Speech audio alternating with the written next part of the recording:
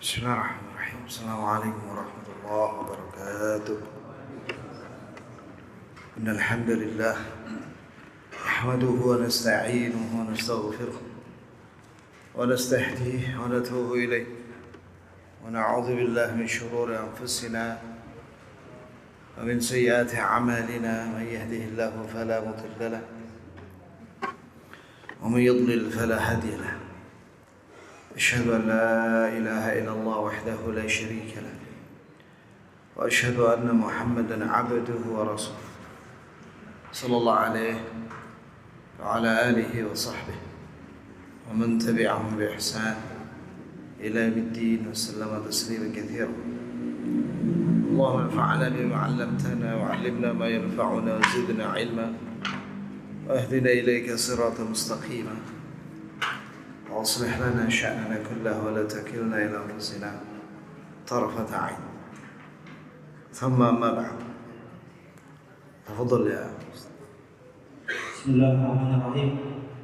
قال الإمام البربهاري رحمه الله تعالى: والمسح على الخفين سنة. ثم قال الشيخ صالح الفوزان حفظه الله تعالى: والمسح على الخفين سنة. نص على هذه المسألة مع أنها من مسائل الفقه لأن لها تعلقا بالعقيدة. فمن أنكر المسح على الخفين فإنه يكون خارجا عن أهل السنة والجماعة مخالفا للعقيدة الصحيحة، لأن المسح على الخفين ثابت عن الرسول صلى الله عليه وسلم في أحاديث كثيرة بلغت حد التواتر. Baik. Sekarang pembahasan tentang mengusap sepatu khuf. Kalau diterjemahkan dalam bahasa Indonesia, khuf itu artinya sepatu boot. Sepatu boot itu mirip seperti sepatu safety. Iya. Ini disunnahkan untuk mengusap sepatu khuf bagian atasnya apabila seorang batal wudunya karena hadas kecil, apabila ketika dia memakai sepatu itu dalam keadaan sudah punya wudu, maka ketika dia mau wudu lagi karena batal wudunya karena hadas kecil, tidak perlu dia melepas sepatunya, wudu seperti biasa, pas bagian sepatu ya atau bagian kaki, maka dia cukup mengusap bagian atas sepatu khufnya. Ini sunnah. Dan bagi mungkin orang yang tidak musafir, tidak safar, batas waktunya 1 hari 1 malam, sedangkan musafir 3 hari 3 malam. Mengusap sepatu ini adalah sunnah. Kenapa dibahas dalam bab akidah? Padahal ini adalah masalah fikih, karena ini berkaitan dengan akidah. yakni syiar ahlul bid'ah, di antaranya Syiah, itu tidak mensyariatkan, tidak mengamalkan mengusap khuf ini. Sehingga ahlu sunnah membantah mereka, dan ini menjadi ciri ahlu sunnah bahwa mereka menyatakan bahwa mengusap sepatu khuf ketika wudu itu adalah sunnah. Maka barang siapa yang menolak ini, maka dia keluar dari ahlu sunnah wal jamaah. Mengapa? Karena dia menyelisih akidah, keyakinan yang benar.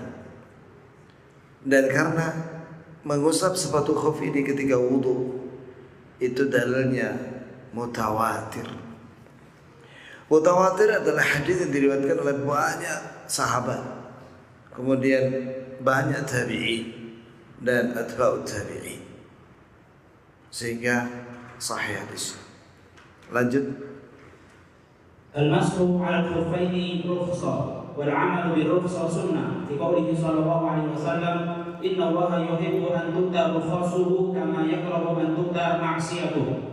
فالمسح على الخفين والمسح على ما يقوم مقام الخفين من الجوارح ثابت في السنة النبوية ولم يخالف فيه إلا الرافضة بينما أثبت المسح على الرجلين فالرجلان لا تغسلان عند الرافضة وإنما يمسح عليهما احتجاجا بالآية في قراءة وامسحوا برؤوسكم وأرجلكم بالكسر إلى الكعبين وليس الكعبان عندهم هما الكعبان المعروفان في أسفل الساق وإنما الكعبان عندهم ما تحت معقد الشراك وهو مجمع القدم مع العقب مما يسمى بعرش الرجل هذا الكعب عند الرافضة وهو غير الكعب عند أهل السنة والجماعة. Baik. Kemudian kata Syekh Shalih Al-Fauzan hafizahullah bahwa mengusap sepatu khuf itu adalah rukhsah, keringanan dari Allah, dan mengamalkan rukhsah adalah sunnah sebagaimana sabda Rasulullah SAW dalam hadis yang sah dari Nabi diriwayatkan oleh Imam Ahmad dalam musnadnya, sungguh Allah mencintai apabila seorang mengamalkan keringanan darinya sebagaimana Allah tidak senang seorang mengamalkan maksiat. Maka mengusap sepatu khuf ya, atau yang seperti sepatu khuf, yaitu seperti kaos kaki yang memenuhi syarat seperti sepatu khuf, yaitu menutupi mata kaki ya, apalagi kalau terbuat dari semi kulit atau kulit, maka itu boleh diusap ketika wudhu. Maka orang-orang Syiah atau Rafidhah sebentar, bahwasanya kaos kaki itu sama dengan sepatu khuf. Itu sah di dalam sunnah nabawiyah. Dia itu diusap saja ketika wudhu tanpa melepas kaos kakinya. Jawrab yang ada di Madinah ya kawan, itu terbuat dari semi kulit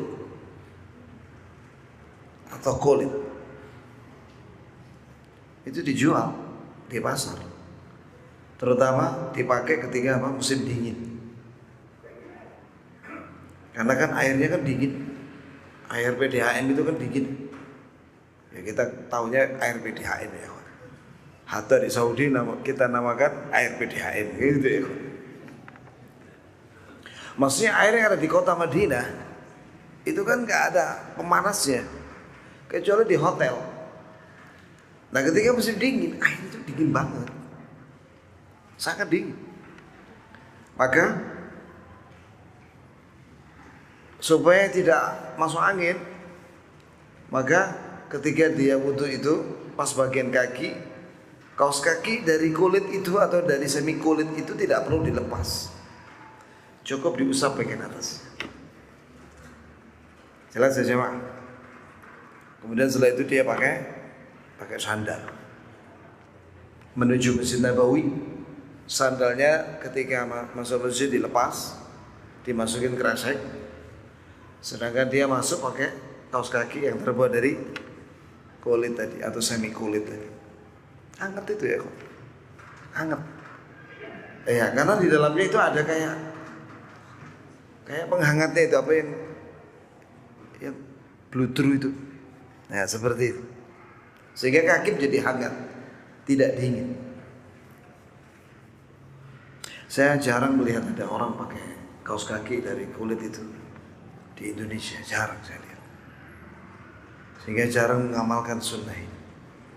Mungkin Allah alam karena di Malang ini nggak ada musim dingin, ya, suhunya antara 25 sampai 30, jadi ya orang-orang nggak kedinginan ketika wudhu. Apalagi masya Allah antum di rumah-rumah antum ada water heater kan, ya, sehingga wudhunya pakai air hangat, nggak ada masalah jadinya. Tapi tetap ini sunnah untuk bisa diamalkan. Kemudian Tidak ada yang menyelisihi sunnah ini, yaitu mengusap sepatu khuf atau kaos kaki yang terbuat dari semi kulit itu, kecuali Rafidhah, Syiah, dan ini menjadi syiar mereka. Padahal juga mereka itu dalam masalah fikih, ya masalah wudu, pas bagian kaki ketika mereka tidak memakai sepatu khuf, bahkan mereka aslan tidak mengakui sepatu khuf itu untuk diusap. Ketika mereka tidak memakai sepatu atau kaos kaki, mereka hanya mengusap bagian punggung kaki. Aku tahu punggung kaki ya kan? Itu fikihnya orang Syiah. Mereka tidak pernah membasuh kakinya ketika wudu. Padahal dalam hadis Bukhari Muslim, Nabi SAW menyatakan, wailun lil aqabi minan nar. Banyak riwayatnya, bukan hanya aqab, ini celaka, diazab neraka, dibakar. Orang yang aqab, yakni tumitnya kering dari air wudu. Antum tahu mana tumit ya jamaah? Kok dek tangan dan dek kaki? Itu dia. Loh, memang tangan ada tumit ah? Kok bisa dari tangan?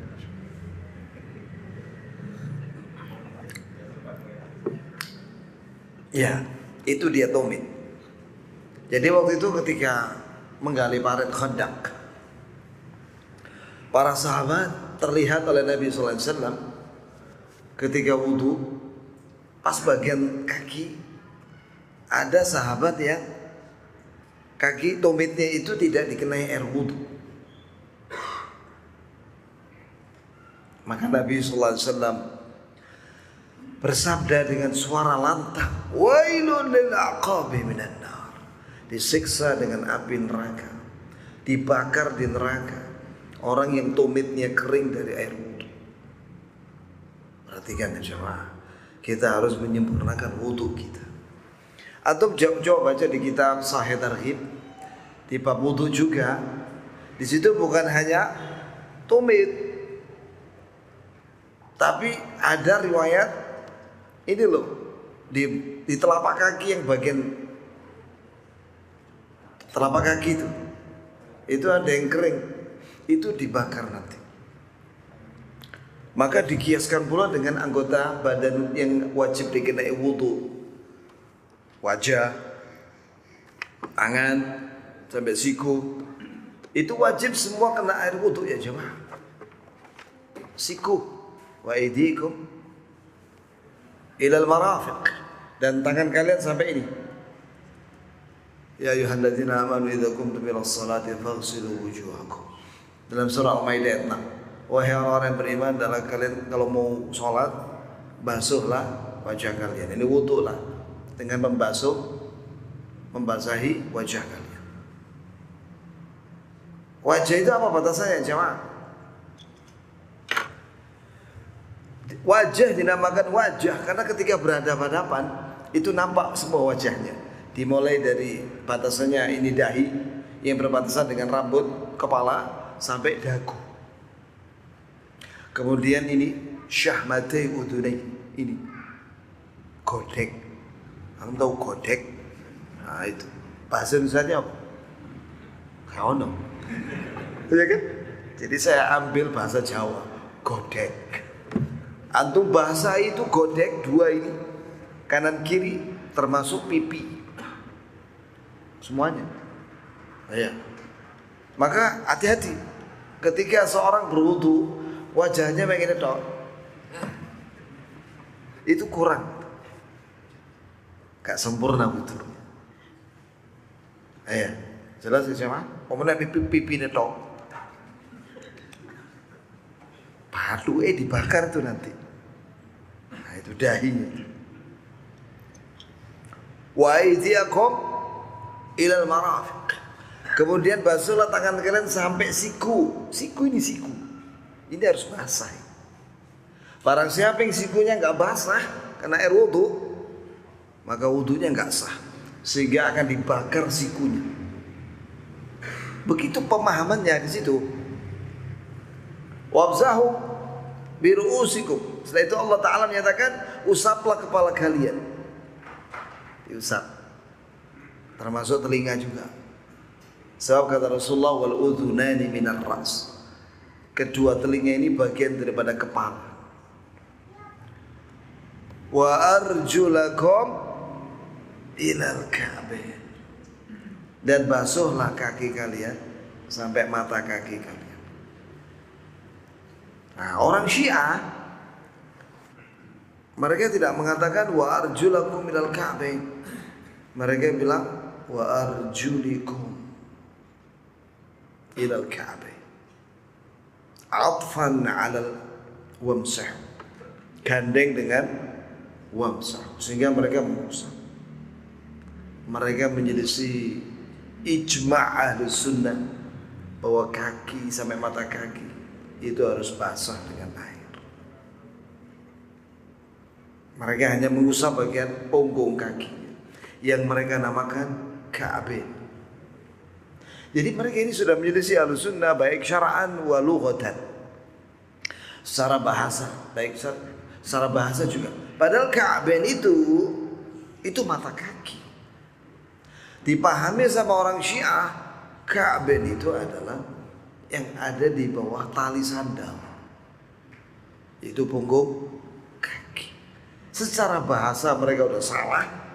Secara syar'i mereka juga menyelisih. Musibah dah.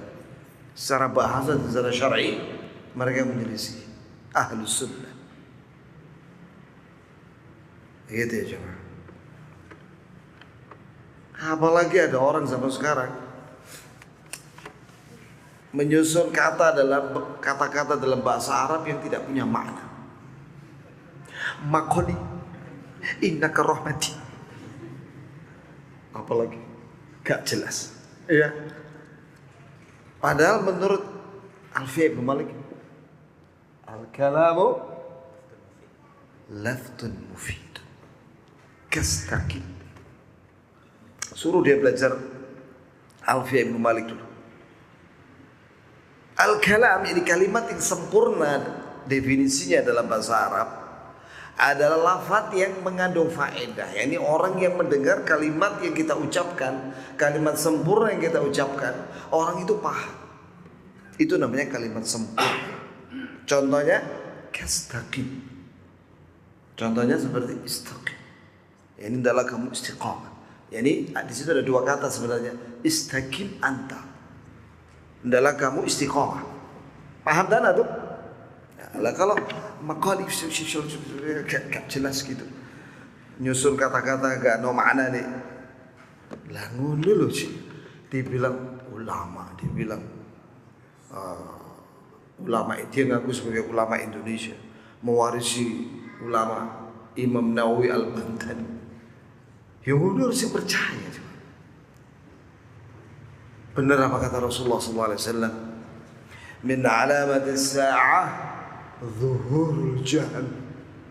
Di antara tanda kiamat mulai bermunculan terang-terangan kebodohan atau orang bodoh. Dalam sebuah riwayat, zuhur ruwaibidah. Ruwaibidah itu munculnya ruwaibidah, yani as-safi alladhi yatakallamu fi amril 'am. Orang bodoh tapi bicara tentang umat. Orang bodoh tapi bicara tentang umat. Apalagi dia mengatakan, saya akan larang malaikat Munkar Nakir untuk menanyai murid-murid saya. Allah ya ikhwan, perkataan dia ini. Bahkan dia bilang nanti di neraka jahanam saya kuncinya neraka jahanam, pintu neraka jahanam. Dia akan melarang kepada malaikat Zabaniyah untuk mengadab murid-muridnya. Ini perkataan ini mirip seperti perkataan Abu Jahal dalam surat Al-Muddatsir. Disebutkan ya, ketika Allah Azza wa Jalla menyatakan 'alaiha 19. Jadi di neraka jahanam itu ada 19 malaikat pimpinan. Di atasnya 19 malaikat ini ada malaikat Malik. Ketika turun ayat ini alaiha tis'ata asyar, ya, ada 19 pimpinan malaikat itu yang menjaga neraka jahanam itu. Abu Jahal mengatakan, cuma 19, kita banyak, kita akan kalahkan itu 19 malaikat itu. Omongannya wangi itu mirip seperti Abu Jahal. Mirip.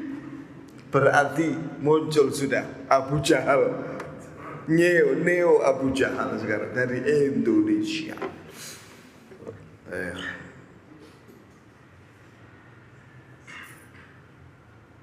Maka Allah jawab dalam ayat lain, sanad'u zabaniyah. Kami akan panggil malaikat zabaniyah. Allah ya, malaikat, satu malaikat. Iya. Wah, manusia. Itu malaikat Jibril aja, itu tingginya dari langit sampai bumi. Itu bentuk aslinya malaikat Jibril. Kalau Abu Jahal mengatakan kami akan lawan 19 malaikat, itu nanti dia akan menyesal. Baik, kemudian kita kembali kepada orang Syiah. Jadi orang Syiah ketika wudhu gak sah wudhunya. Nah, karena wudhunya gak sah karena dia cuma mengusap bagian punggung kaki, tidak membasahi mata kaki, tidak membasahi jari kaki dan sela-sela jari, tidak membasahi telapak kaki, tidak membasahi tumit, maka wudhunya orang Syiah tidak sah. Karena wudhunya tidak sah, maka sholatnya tidak sah. Ngeri kan? Maka di sini menunjukkan pentingnya ilmu yang benar ya. Dan saya melihat sendiri ketika kita mempelajari fikih ini dibahas di kitab buku-buku fikih Ahlus Sunnah, termasuk di Bidayatul Mujtahid. Dan dibawakan di sini keterangan orang Syiah, mazhab Syiah yang menolak ijma' Ahlus Sunnah itu. Maka saya perhatikan di tempat wudhu di Masjid Nabawi, di luarnya itu, di bawah tanah. Di samping saya ada orang Iran lagi wudhu, tak perhatikan. Oh benar. Pas bagian kaki dia cuma mengusap saja, tidak dibasahi kaki sampai mata kaki. Ya, itu ya jemaah. Karena ini menjadi syiar orang Syiah. Maka barang siapa yang tidak membasuh kakinya ketika wudhu dan dia menolak syariat mengusap sepatu khuf, maka dia ahlul bid'ah, bukan ahli sunnah. Demikian maksud daripada penjelasan Syekh Shalih Al-Fauzan. Hafizahullah. Lanjut. Qala hafizahullah ta'ala wa la hujjata lahum bi qira'ati al-kasr fil ayah li anna al-qira'ata al-mashru'ata bi nasbin wa arjulakum 'atfan 'ala faghsilu wujuhakum wa qira'atu al-kasr li ajri al-mujawarati li qawlihi ta'ala wamsahu bi ru'usikum bi dalili anna an-nabiy sallallahu alaihi wasallam kana yaghsilu rijlaihi wa lam yakun yamsahu illa 'ala al-khuffain. Kemudian Syekh Shalih Al-Fauzan hafizahullah mengatakan tidak ada dalil bagi orang Syiah dengan bacaan kasroh pada ayat faghsilu wa arjulikum. Sebab qiraah yang masyhur dari para qurra ya itu dengan fathah wa arjulakum ilal ka'bain, gandeng dengan perintah faghsilu wujuhakum. Ini basuhlah wajah kalian, gandeng dengan itu. Wa arjulakum, dan juga pada pas bagian kaki basuhlah kaki kalian. Ini tafsir dikuatkan oleh perbuatan Nabi dan sabda Nabi, bahwa Nabi SAW setiap wudu ketika diriwayatkan oleh para sahabat ketika tidak memakai sepatu khuf senantiasa membasuh kakinya sampai mata kaki. Dan Nabi memperingatkan sebagian sahabat yang tergesa-gesa wudunya dan nampak bagian tumitnya tidak kena air wudhu, maka disampaikan oleh Nabi, wailul lil aqabi minan nar, diazab di neraka tumit seorang yang tidak kena air wudhu. Menurut penjelasan para ulama begini ya, orang yang tidak membasahi tumitnya dengan air wudhu itu dosa besar, karena diancam dengan neraka. Salah satu definisi dosa besar apabila diancam dengan siksa neraka. Jadi jangan meremehkan wudhu, karena orang yang tidak sempurna wudhunya, tidak membasahi anggota badan yang wajib, maka dia jatuh ke dalam dosa besar yang terancam dengan siksa. Bab berikutnya, qala al-imam al-Barbahari rahimahullah ta'ala wa tafsir as-salati fi as-safari sunnah. Qala asy-syarih rahimahullah min ar-rufas allati jaa biha asy-syar'u tashilan 'ala al-'ibadi wa raf'an lil-haraj al-qasr fi as-safar wa huwa qasr salati ar-ruba'iyyah wa hadha بنص القرآن. قال تعالى وإذا ضربتم في الأرض يعني سافرتم فليس عليكم جناح أن تقصروا من الصلاة إن خفتم أن يفتنكم الذين كفروا. ظاهر الآية أنه لا يجوز القصر إلا في حالة الخوف، وقد زال هذا الإشكال فإن رسول الله صلى الله عليه وسلم سئل ما بالنا نقصر وقد أمنا، قال صلى الله عليه وسلم تلك صدقة تصدق الله بها عليكم فاقبلوا من الله صدقته. وكان صلى الله عليه وسلم يقصر في جميع أسفاره، يقصر الرباعية إلى ركعتين، هذا هو السنة، ومن أتم فالإتمام جائز لكنه خلاف الأفضل. Nah, sekarang bab baru ya jemaah. Barakallahu lana wa lakum wa thabbatana Allah wa iyyakum 'ala al-islam was sunnah hayyan wa mayyitan. Penulis itu Imam Al-Barbahari rahimahullah menyatakan, mengqasar salat, dan kita sudah pernah bahas dalam pengajian Rabu subuh, termasuk sunnah adalah menjamak. Yani menjamak dan mengqasar salat dalam safar itu sunnah, yakni boleh, dan itu dianjurkan. Ya, ini keringanan, termasuk keringanan kata Syekhul Fauzan dalam Syariat Islam, dan ini kemudahan bagi hamba Allah, dan supaya tidak ada kesulitan bagi hambanya adalah mengqasar salat ketika safar. Dan kita sudah bahas tentang batasan musafir itu apabila dia keluar dari wilayah batasan kotanya, yaitu kota Malang. Ya, kalau lebih mantap lagi di luar Kabupaten Malang. Kabupaten ini batasan dia, Kabupaten Lawang. Nah, antum keluar dari Lawang itu Purwosari, itu masuk mana itu? Antum di Purwosari itu sudah boleh mengqasar dan menjamak. Bahkan orang yang melakukan perjalanan, misalnya dia mau umroh nih, pesawatnya jam 9 pagi, ya, maka dia antum tahu lah, perjalanan dari Surabaya menuju Madinah kan 9 jam kurang lebih. Apalagi yang berangkatnya jam 1 siang. Ya, ala kulli hal itu nambah jadwal puasanya itu sampai 17 sampai 18 jam. Bagi yang tidak kuat, bahkan bagi musafir secara mutlak, ya, itu boleh dia tidak puasa pada hari dia musafir. Iya boleh, kecuali kalau dia memang kuat,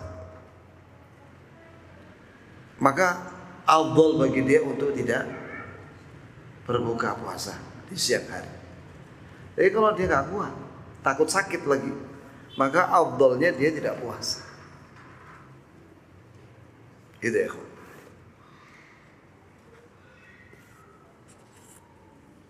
Saya pernah mengalami itu. Ya saya nggak kuat, saya makan aja di siang hari puasa Ramadan itu, makan di pesawat. Lah jamaah kita sebagian puasa dia. Itu sampai 17 atau 18 jam lebih, 18 jam setengah. Sampai landing di Madinah itu masih belum tenggelam matahari. Tak delok jamaah wis pucet-pucet ngono ya. Wah, 18 jam lebih puasa. Terus jamaah nanya saya, "Ustaz, sudah azan belum?" Belum. Sebentar lagi. Kurang lebih 10 menitan. Begitu. Kan kita ada aplikasi yang di mana ada kita berada di satu tempat, itu aplikasinya langsung otomatis. Ini sudah azan nih. Langsung itu mau langsung lunggurin di base itu. Lemes. Begitu ya. Pucat-pucat. Baik. Berarti dia memilih untuk tidak puasa. Bagi yang memilih rukhsah, silakan untuk tidak puasa. Boleh. Jelas ya jamaah? Nah, sekarang kita kembali kepada qasar. Qasar di dalam safar, yaitu memendekkan 4 rakaat itu menjadi 2. Bahkan boleh dijamak. Itu sudah pernah kita bahas panjang lebar sudah. Jadi jamak dan qasar itu mutlak diizinkan, dibolehkan kepada siapa? Musafir. Jadi untuk kemudahan. Jangankan musafir, yang mukim aja pernah Rasulullah melakukan itu jamak dan menjamak, bukan mengqasar ya, menjamak. Padahal waktu itu tidak ada hujan. Artinya sekali-sekali boleh. Misalnya antum ada, misalnya penting sekali meeting, tidak bisa ditunda-tunda, karena ini pemaparannya pada waktu mulai duhur sampai isya. Nah, bolehkah seorang itu menjamak di kotanya? Boleh, tapi tidak boleh mengqasar. Itu dibahas panjang lebar oleh para ulama kita dan dengan dalil yang sahih. Seperti dalam kitab Al-Qaul Mubin fi Aqdal Musallin, dan juga Syekh Muhammad bin Shalih Al-Utsaimin dalam syarah Sahih Bukhari itu menyatakan demikian. Kemudian dalilnya itu Al-Qur'an. Allah Azza wa Jalla berfirman dalam surah An-Nisa ayat 101, "Wa idza darabtum fil ardh", jika kalian melakukan perjalanan di bumi, di tanah, "falaysa 'alaikum junahun taqsuru minas shalah", maka tidak mengapa kalian untuk melakukan, yakni memendekkan, mengqasar salat kalian dari 4 menjadi 2. "In khiftum an yaftinakum alladziina kafaru", jika kalian khawatir kalian akan diserang oleh orang-orang kafir. Maka sahabat bertanya, ini zahir daripada ayat ini boleh mengqasar dalam kondisi takut dalam perjalanan. Bagaimana kalau dalam kondisi aman? Kata sahabat, bagaimana kita ini mengqasar ya Rasulullah? Bukankah kita sudah aman, tidak ada perang ya Rasulullah? Maka Nabi menjawab, itu adalah sedekah yang Allah beri kepada kalian. Terimalah sedekah dari Allah. Ini boleh menjamak dan mengqasar bagi musafir, ya, walaupun dalam kondisi aman, tidak takut. Yakni zuhur 2 rakaat, asar 2 rakaat, isya 2 rakaat. Zuhur dan asar boleh dijamak bagi musafir. Begitu pula maghrib dan isya. Maghrib tetap 3 rakaat. Subuh ya 2 ya, tidak bisa dikosor lagi. Mana bisa dikosor jadi 1 ya kawan. Tetap 2 itu. Dan ternyata Rasulullah SAW mengqasar di seluruh perjalanan safarnya. Yang 4 jadi 2. Inilah sunnah. Contohnya apa? Penaklukan kota Mekah. Selama 17 hari Nabi di Mekah, Nabi mengqashar salat. Ketika haji, ketika di Mina, Nabi mengqashar salat. Ketika di Arafah, Nabi menjamak dan mengqashar. Ketika di Muzdalifah, Nabi menjamak dan mengqashar salat maghrib isya, jamak takhir. Sedangkan zuhur asar di padang Arafah, jamak taqdim. Maka bagaimana ini? Ya, para ulama mengambil kesimpulan begini. Musafir mutlak boleh jamak qasar. Tapi afdalnya apabila dalam kondisi sudah istiqrar di tempat safar, tinggal di hotel di tempat safar, mengqasar saja, itu afdalnya. Tidak menjamak. Tapi boleh dia menjamak. Begitu loh ya ikhwan. Diambil dari apa? Ya Nabi SAW menjamak menjamak dan mengqasar ketika di padang Arafah, di wukuf di Arafah dan di Muzdalifah. Dan Nabi tidak menjamak ketika di Mina. Selama 3 malam di Mina itu tidak menjamak. Tapi mengapa? Mengqasar. Maka itulah kesimpulannya. Apabila musafir dalam kondisi safar itu, dia aslah lahu, lebih manfaat buat dia untuk menjamaknya karena dia punya kesibukan. Atau misalnya di tengah perjalanan, maka hendaklah dia menjamak. Tapi kalau sudah tinggal di kota tempat dia safar, maka hendaklah dia mengqasar saja, tidak menjamak. Itu afdalnya, tapi boleh baginya untuk tetap menjamak dan mengqasar. Begitu pula ketika Rasulullah SAW ketika perang Tabuk, perjalanan berangkatnya 1 bulan perjalanan, pulangnya 1 bulan perjalanan naik onta. Selama dalam perjalanan itu beliau menjamak dan mengqasar. Jelas saja? Lanjut Ustaz.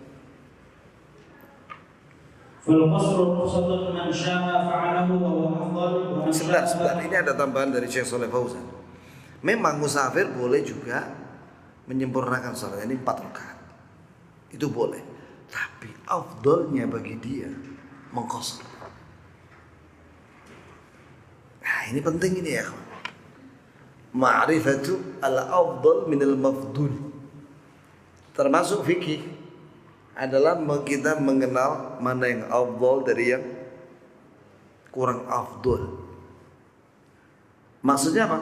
Hendaklah kita mengamalkan yang afdal daripada yang kurang afdal. Itu penting, mengenal masalah itu. Musafir, afdalnya apa? Qasar. Daripada 4 rakaat. Walaupun dia boleh 4 rakaat. Kecuali kalau dia makmum di tempat dia safar, di masjid yang imamnya mukim. Ya udah antum 4 rakaat. Jangan qasar lagi antum di situ. Ikuti aja apa yang dilakukan oleh imam itu 4 rakaat. Jelas ya? Nah, itu ya. Lanjut. فالقصر رخصة من شاء فعله وهو أفضل ومن شاء تركه وأتم فلا حرج عليه في ذلك لأن الإتمام هو الأصل والمصنف ذكر ذلك لأن تقبل الرخص الشرعية من مسائل العقيدة وفي ذلك رد على المتشددين الذين لا يقبلون الرخص الشرعية. Jadi disimpulkan lagi bahwa mengqasar salat bagi musafir ya, itu adalah keringanan dari Allah Azza wa Jalla. Siapa yang mau melaksanakan itu afdal. Afdal itu apa maksudnya? Lebih baik dia untuk mengamalkan. Tapi jika dia meninggalkan rukhsah ini, yaitu qasar, ini dia menyempurnakan salat jadi 4 rakaat, padahal dia bukan jadi makmum bagi imam yang mukim, maka itu sah salatnya. Tapi itu kurang afdal. Ya, gue memahami afdal, dan tadi saya ulang lagi bahwa memahami yang afdal daripada yang kurang afdal itu sangat penting ya. Contoh begini, antara azan dan qomat, mana yang lebih afdal, berdoa atau baca Quran? Berdoa. Karena kata Rasulullah SAW, ad-du'a ma bainal adzan wal iqamah la yurad. Doa antara azan dan qomat tidak ditolak oleh Allah. Mana yang afdal? Ketika antum lagi baca Quran nih di masjid, misalnya tiba-tiba ada orang masuk mengucapkan salam, antum afdalnya terus melanjutkan bacaan Quran atau menjawab salam? Setelah itu melanjutkan bacaan Quran. Menjawab salam dulu lebih afdal. Ini dalam segala hal ya kawan, mengutamakan yang lebih afdal daripada yang kurang afdal.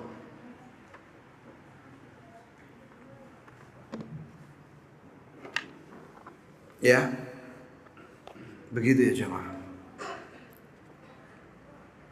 Kemudian dikatakan di sini, karena sholat 4 rakaat itu memang itu hukum asalnya demikian, sehingga dia tetap sah sholatnya dan itu boleh. Tapi itu kurang afdal. Afdalnya bagi musafir mengqasar.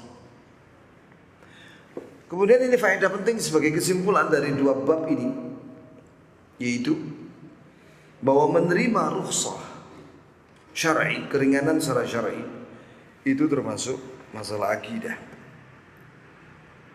Dan ini sebagai bantahan terhadap orang-orang yang tasyaddid, ekstrim, yang tidak menerima keringanan syar'i dari Allah Subhanahu wa ta'ala.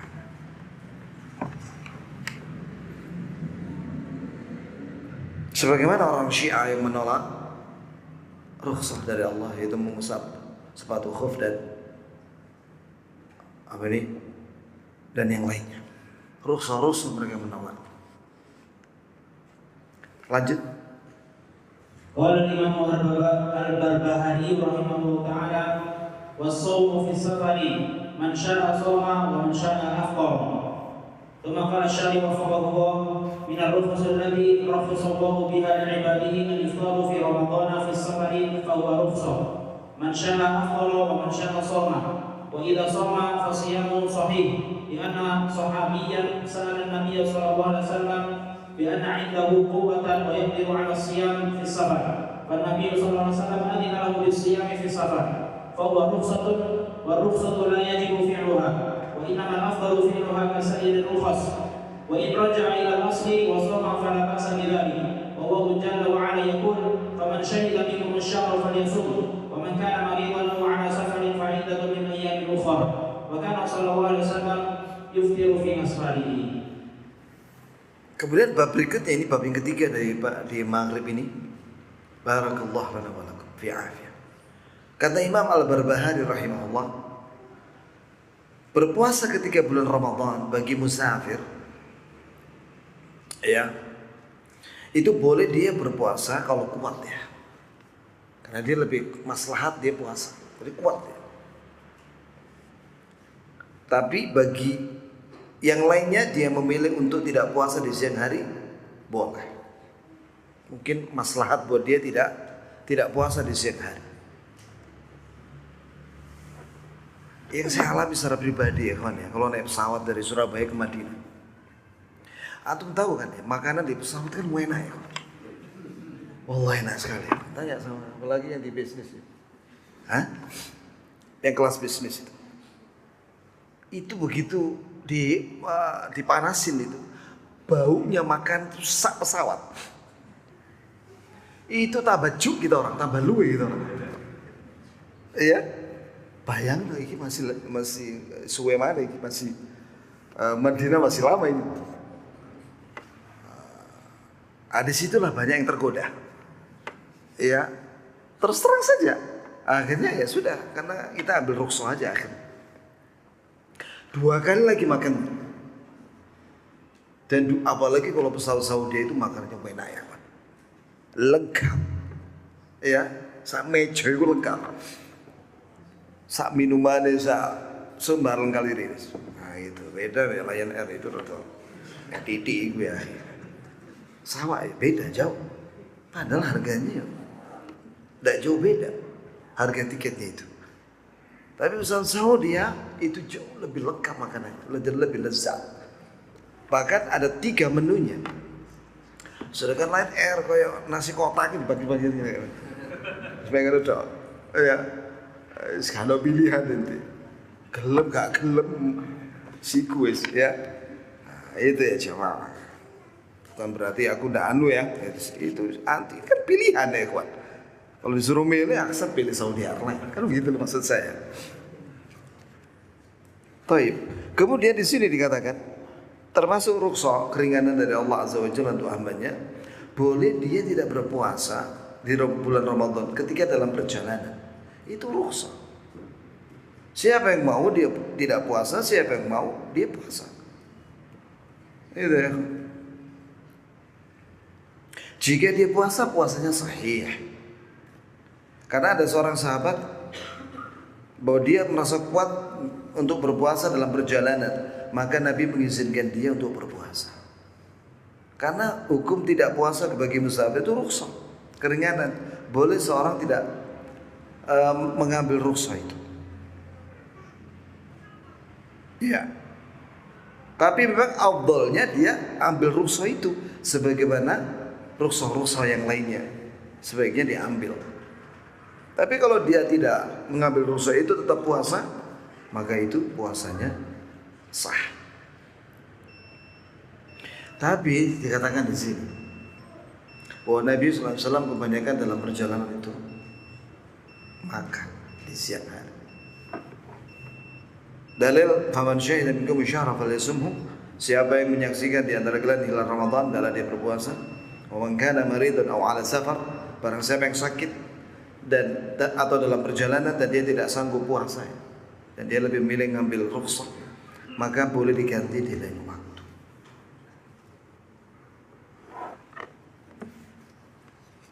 Saya mau nanya antum kalau melakukan perjalanan naik pesawat Saudi misalnya dari Surabaya ke Madinah di bulan Ramadan, antum mau makan apa enggak siang hari? Angkat tangan yang nggak puasa. Oh ada? Ya ada. Yang puasa berarti yang nggak angkat tangan ya? Paling gue lagi ketok makanan ini ngampuni wedangan terus mangan paling gitu. Allah Ustaz. Sudah habis waktunya ya kawan.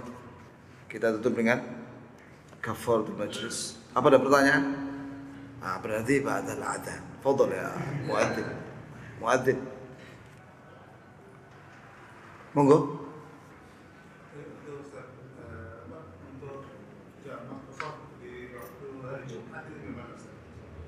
Itu khilaf di antara ulama.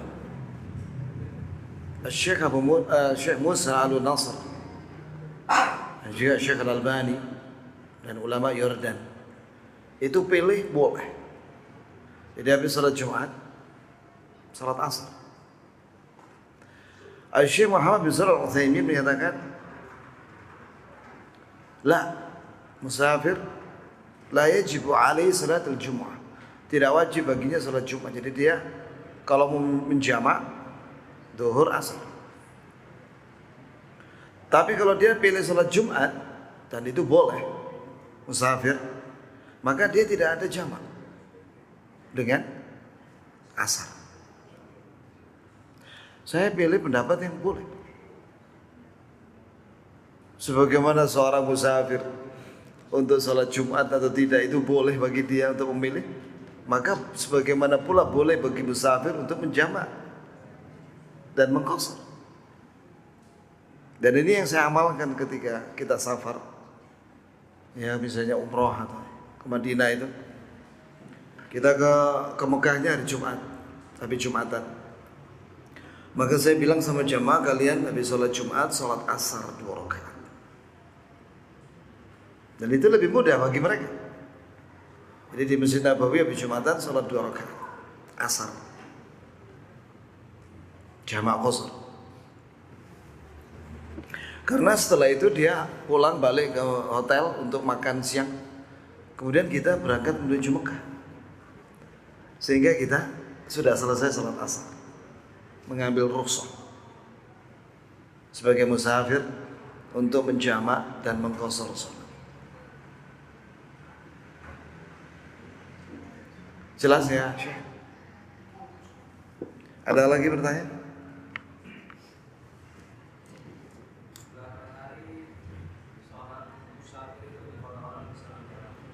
Berapa hari? Itu sudah pernah kita bahas waktu di pembahasan Al-Qaul Mubin fi Aqdil Musallin. La hadda lahu. Tidak ada batasan waktu. Selama dia niatnya adalah safar,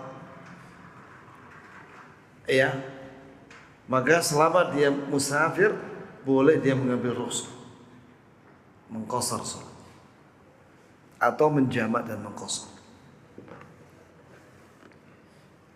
Jelas ya, akhi?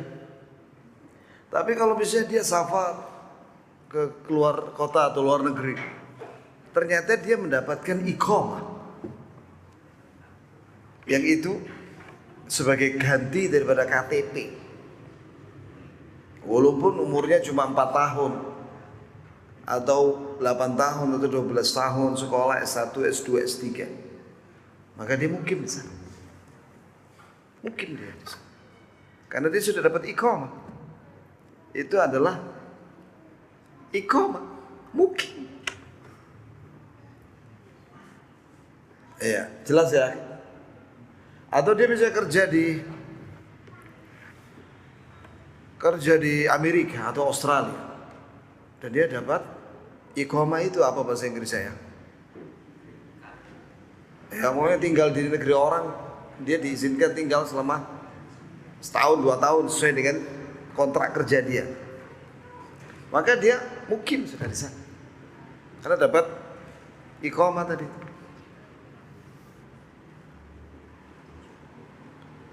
Jelas Pak ya? Nah, itu.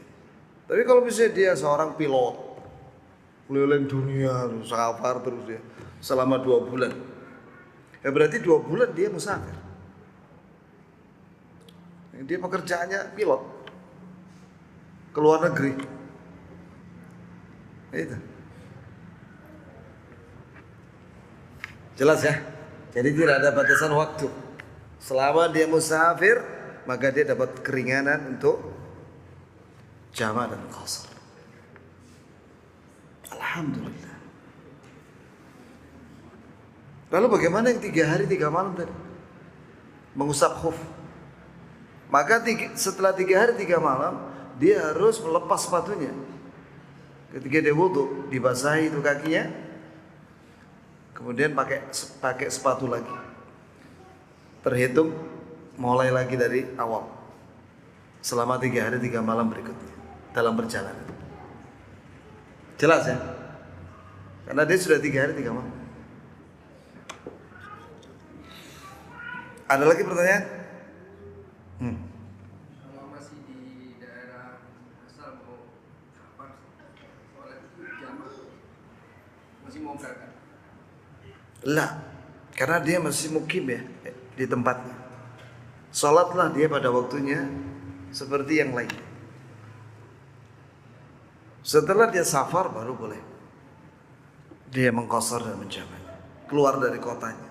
Karena dia masih di kota tempat tinggalnya, tidak ada keringanan buat dia.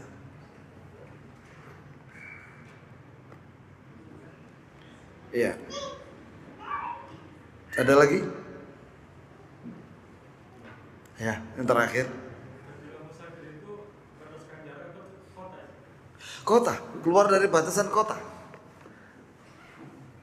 Itulah yang dimaksud dengan musafir. Dan itu tidak dihitung dengan, tidak ada kepastian jarak. Sebab kota itu berbeda-beda jaraknya. Kayak Jabodetabek, Jakarta, DKI Jakarta. Dari ujung timur ke ujung barat Jakarta, pirang kilo ya? Panjang itu. Utara ke selatan. Kalau Malang ini batasnya Lawang. Antum keluar dari kota Lawang itu, nah sudah itu musafir. Purwosari. Purwosari ya, betul ya? Itu sudah boleh untuk sudah musafir dia.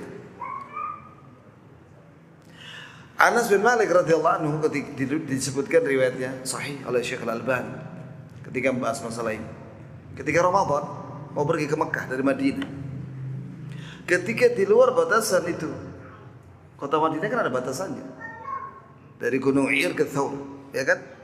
Begitu keluar dari bangunan kota Madinah, dari perbatasan kota Madinah, jaraknya 6 kilo aja. Langsung dikumpulkan. Makan dia. Karena perjalanan masih jauh naik onta. Yang penting dia sudah keluar dari kota Madinah. Maka dia makan di siang hari Ramadan.